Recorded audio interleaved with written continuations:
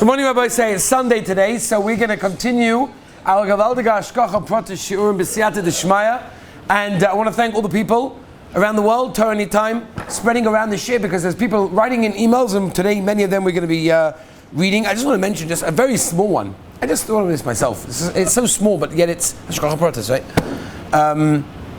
The Parsha video, of which I have to admit I do not enjoy recording. Let that be known. I don't enjoy recording to a video camera, whatever.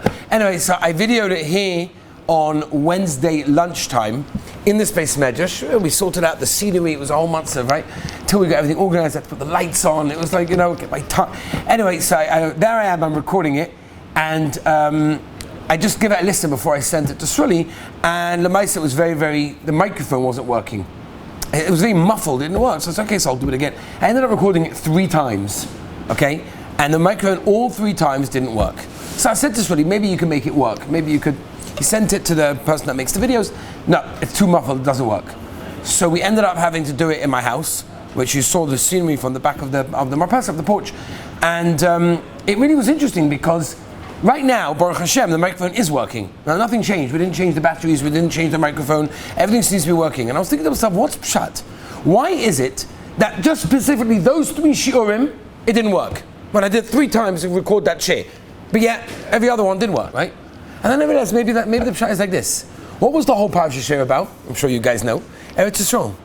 I needed to have Eretz Yisrael behind me in the scenery in order for the shir to have more of a zach. I thought it was that Hashgacha Peratis just for those shiurim that didn't work. You know what I'm saying? This is Hashgacha Peratis. It doesn't have to be some earth-shattering story. Simple thing like that. Yet, our dear Yitzi Rosenberg told me that this Erev Shabbos, for some reason, he by mistake clicked on last week's shir. Whatever it was, I don't remember what the topic was. Irrelevant. Right? What was it? No, it was last week's shir, whatever it was. So maybe he didn't realize it was last week's, not this week's. And he says it was a complete Hashgacha Peratis, how he needed to hear specifically that lesson on that day. Which is unbelievable, right? By mistake he clicked it, but it wasn't by mistake, right? It was all about Hashgacha Peratis. So it's just unbelievable. More and more and more we find in our lives this Hashgacha Peratis. Okay. Rabbi said, I don't know how many more weeks we're going to have of this, but if you do have a story, please let me know.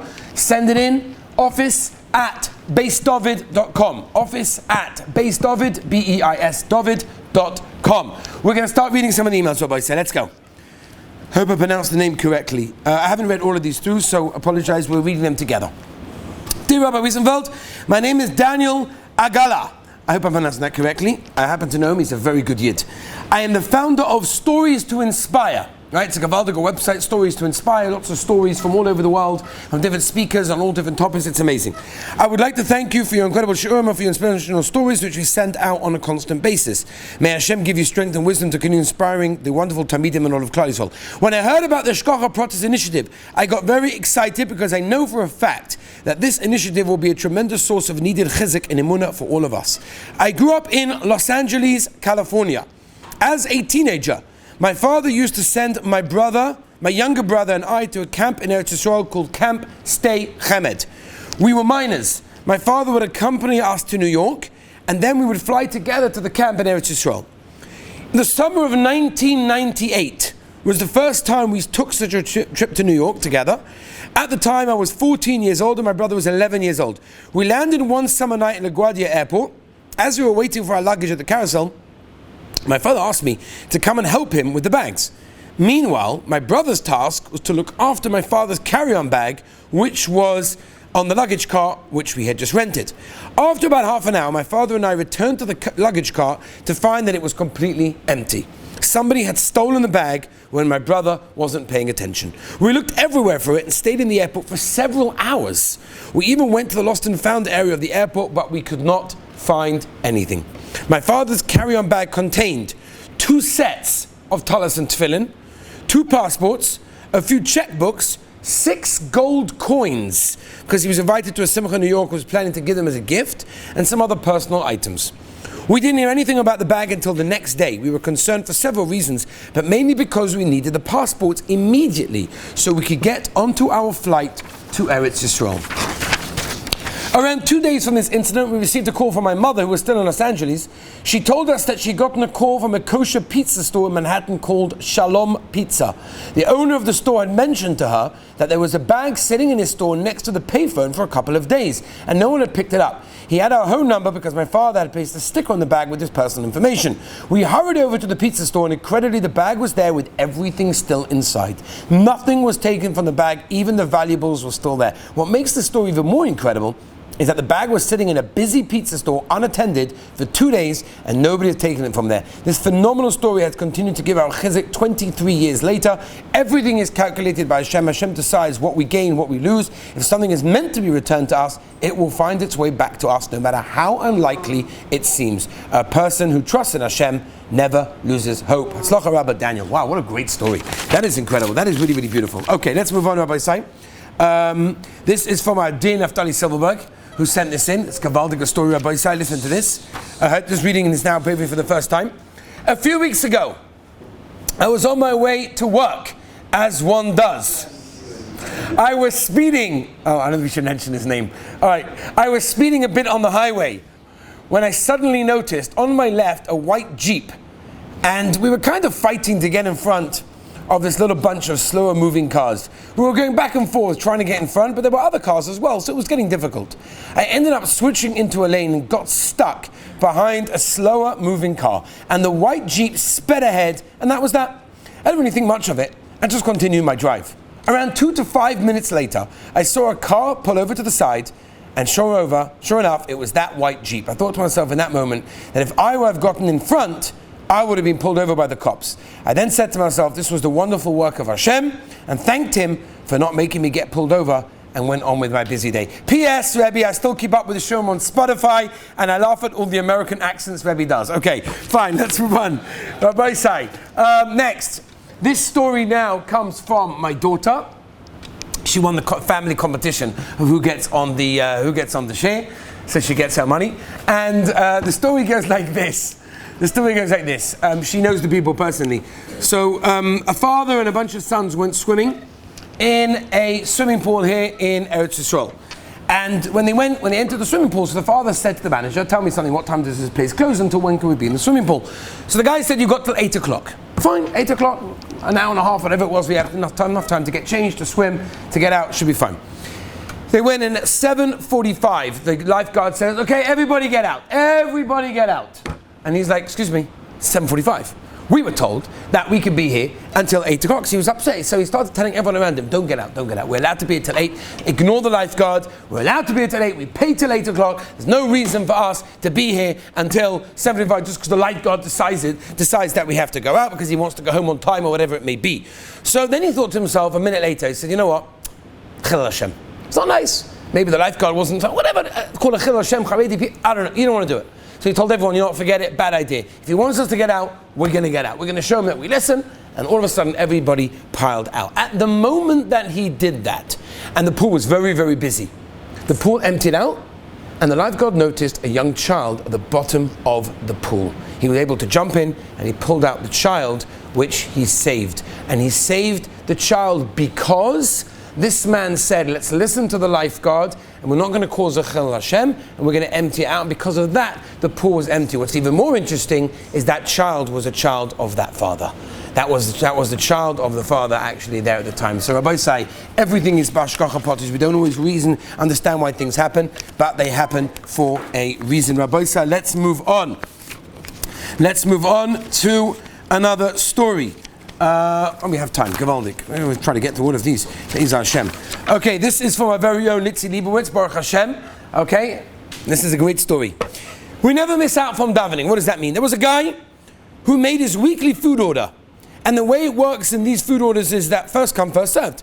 On the day of the order, he decided to go and daven mincha before he went to pick it up. So he had a service and his davening took a little bit longer than normal. And after davening, he realized the time. And he saw it was very, very late. And he got worried that by the time he's going to get there, he'll have no food left. So he ran out to catch the bus. And when he got to the stop, the bus exactly passed by and he missed that bus. So once again he was worried, I missed the bus, what's going to happen? Food, what's going to happen? I'm going to be starving, what's going to happen? Finally, the bus came and he made it to the place, and the person who ran the order told him, you wouldn't believe it, but some lady came by a few minutes ago, dropped off food that she took because she thought she made an order. And when she got home, she realized that she didn't make an order that week, so she ran back and returned the stuff just in time for this guy to pick it up. The guy from the order said this never happened before. We see again from here that everything has happened by Hashgacha Peratis. We never miss out by going to davening. We never miss out by staying for an extra kaddish or anything similar to that. Rabbi Isai, it's a gewaltige Zach. Everything is by Hashgacha Peratis. Let's move on, Rabbi Isai. Again, I'm reading some of these stories for the very first time, so just excuse me. We're going to go through them one by one. Okay, gewaltige Maisa. I just hear Rabbi Yisrael share, and I decided to share two connected Hashgacha Peratis stories, or as we call them in our family, thank you Hashem stories. Beautiful. COVID hit pretty bad in March 2020. In January, my mother-in-law's health started deteriorating.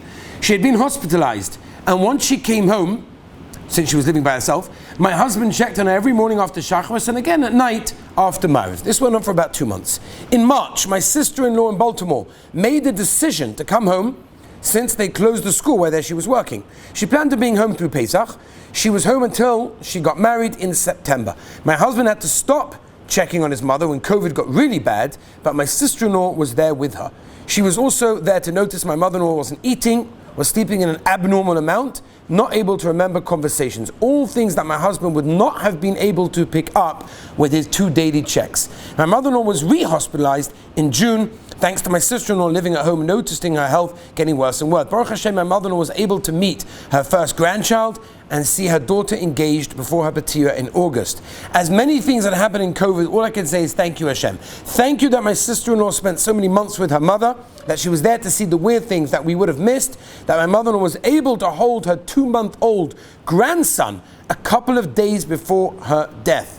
That she was able to see her daughter engaged, meet her chassan, and even to see her wedding dress, even though she unfortunately passed away 3 weeks before the wedding. The second story is also a COVID story. My husband was removed from his job right after Pesach 2020. He went on unemployment and used his free time to learn.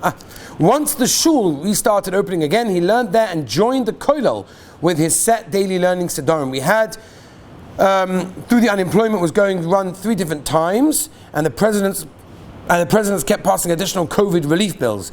This not only got our standard unemployment money, but additional money that was close to my husband's salary. He's still looking for a job, and the unemployment just ran out. My husband has been learning in kollel for a year and never thought it would be a kollel family. Baruch Hashem, he's been able to spend the whole second year of our marriage learning, and the US government foot the bill. So that is Hashgacha Peratis. Again, most people would look at that and say, it's not Hashgacha Peratis, it's terrible, what's going to happen? But the way they looked at it obviously was, Lemaisa, look at the good in life, and look how wonderful that is. That's incredible, that's really beautiful.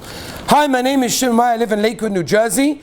Over the years of me driving a school bus, I tried to look out to see the Yad Hashem in the unusual experiences that I come across, besides for the daily Yad Hashem. Beautiful. A number of years ago, I was called from the office of the bus company with a job to take a group of yeshiva boys to a wedding out of town. Wait a few hours, drive them home. I accepted the job, made sure my regular bus runs get covered by another driver. The day of the trip came and I took a good nap before heading out for this late trip. To my surprise and disbelief, as I pulled out with my school bus to pick up the group, a beautiful coach bus appears out with the crowd. My regular night runs I cancelled. Now I'm also left with no trip either. I guess obviously somebody else ordered another bus and without him knowing. I was disappointed and headed back to my bus when suddenly I get a call from the bus company from the dispatcher that wasn't aware of this trip that I was headed to. Are you available to head out to town right now? We just got a call from a yeshiva that's ending this month tonight and in need of a bus. I gladly accepted the trip and hit the road. When I was about to arrive to this yeshiva that was ending this month, a boy from the yeshiva came on the bus and asked me that I park on a small quiet street a few blocks away. He explained that the yeshiva was really ending the next day and they're sneaking out a night before. I don't know if I should be reading this. You know this place? The boys began loading the bus with all the luggage, and I got ready to head home. Suddenly, the Rosh Yeshiva pulled up to the bus, and of course the boys ran off.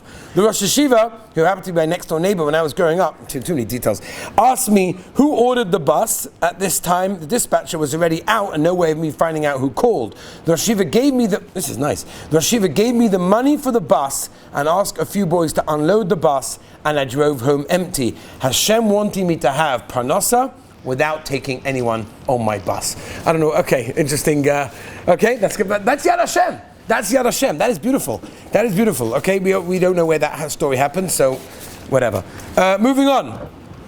Rabbi Yisrael, thank you so much for the Shurim. First day of Shavuos this year, excruciating toothache abscess. Hatzalah said that I should go to the local hospital and get antibiotics. Don't leave it. I went by a neighbor who was talking at the door, and someone walked by and said hello and found out that I had to get antibiotics. She said that she had an unstarted course of antibiotics for a tooth abscess. Obviously I checked with the local dentist that it was okay. No hospital, no need to go anywhere on Yom Tov, and I was blown away by the total Hashgacha Peratis of how I happened to meet that neighbor who happened to be outside the door at that exact moment and happened to have a portion of the same exact antibiotics I needed. Continue Hatzlacha on your Avodas HaKodesh. Let's move on, Rabbi Isai. Gavaldik. Let's move on. We have two more stories for today, and then Be'ez Hashem we'll try to continue another time. Okay, I have a few stories about my car and how I found my apartment. Both are great stories you can share. I'm happy to share with you. I love you, Shalom, and feel like I'm part of your yeshiva. No, nice. That's beautiful. We've got many more brachas than we have over here. How I found my beautiful apartment was an amazing Hashgacha Peratis. My wife was running around looking for an apartment for months. She looked at about a dozen and couldn't find anything she liked. I told her Hashem will help at the right time. A couple of years before, when we weren't desperate to move, my wife checked out an apartment that she really, really liked, but it was out of our budget at that time. Now she was telling me that the only apartment she liked was this one that she saw a few years before. On Friday, I was talking to my father, and he mentioned that when he went to the mikveh on Erev Shabbos, he saw a sign with an apartment for rent. I called it that Sunday, went to look at it a few hours later. It was exactly the same apartment as the one my wife had looked at a few years before, which was the only one that she liked. And my landlord said that he just put up the signs that Erev Shabbos, and his father-in-law happened to go into the mikveh at that moment and saw the sign, and that helped. Next, after leasing cars for more than 10 years, I realized that I can manage on a day-to-day basis. And I decided that for times I need to rely on Hashem to provide on what's needed. Hashgacha that I'm seeing every time I use a car or rent a car is amazing. Hashgacha number one, I gave up a little before Corona, so I gave it up. I gave up the whole business, I see. Before Corona, so the next few months of lockdown, and there was nowhere to go, no need for the car. Number two, since it was Corona, I found a very cheap deal for the summer, $1,200 for the whole summer. It's usually apparently $3,000, and the car I got was an upgrade too. Number three, I was able to get a great deal for Sukkot, and this past Pesach that worked out great. Number four, the best one. Right now, there's very little cars available to rent for the summer, and the cheapest you can find now is for a minimum of $3,000 to $4,000 just for a car. A year ago, I helped my brother with his van and put it in my name because his insurance was triple the price. Now his lease is up right before the summer. He offered to extend it for 3 months exactly when I needed it, which comes out much cheaper than any rentals would have been. Besides the lesson of Hashgacha, I see when you help others, it also helps you, and it goes over. I have many brother-in-laws, many looking to extend leases, but this is the only one that was in my name, and therefore it works. I hope the message is not to learn lots of Hatzlacha with your yeshiva and everything you do at Torah Anytime Talmud. Okay, Rabbi Isai, one last one and we finish. Hello, Rabbi Yisrael, Rivka, I'm 26 years old, living in New York. I've been meaning to write to the Rav and thank you note for the last few years. However, I always had another excuse next week. Now that I listened to the Hashgacha Peratis clips, I felt I finally had to. When I came back from seminary in Israel, I felt I was falling. I needed something to boost me. I started to go into Torah Anytime and find a parasha share. At the time, I needed something that was about 25 minutes or less, short, sweet, and to the point. I stumbled upon Rabbi Wiesenfeld, and since then I listened to Hilchos Shabbos, Yom Tovim, character traits, v'chole, v'chole, v'chole. Alright, I'm leaving out the rest. Now for the Hashgacha Peratis story. Even though it's proper Hashgacha Peratis that I stumbled upon the Rav's speeches many years ago, here goes. I was away with friends for Shabbos on Friday. I was at my sister's house in Lakewood. Thursday night, my friends told me it was a 20-minute drive from Lakewood, where she had to go. I was busy with my nephews and niece on Friday. I was planning to leave at around 7 to make it in time for Shabbos, and about 10 minutes early, like I normally do. I'm not sure why, but about 5 p.m. I decided to check the GPS to confirm that it actually takes 20 minutes to my destination, like I did on Thursday night. I looked at the GPS and it showed 50 minutes. I was shocked. I called my friends to confirm the distance, and there was no traffic, and it was a 30-minute distance. My friend said she made a mistake. It really is 50 minutes away, 5-0. I right away packed up, and the way there I was like, wow, imagine if at 5 o'clock I did not look at my about the GPS and only looked at it at 6:30. I would have been so upset. I did not spend Shabbos with my friends, take Shabbos in early like I normally do. I ended up having a beautiful Shabbos, even though I had been through the Beis Yaakov system. I've never actually learned Pirkei Avos inside, and this week I took on myself to say it for the next 5 weeks in Mitzvah Shem. Beautiful. Okay, Rabbi Yisrael, these are Hashgacha Peratis. Look out for the Hashgacha Peratis in your life. You will see the Rabbeinu Shalom holding your hands all the day, all the time during the day. If you want to send in shiurim, if you want to send in some great stories, office@beisdavid.com. Have a wonderful day.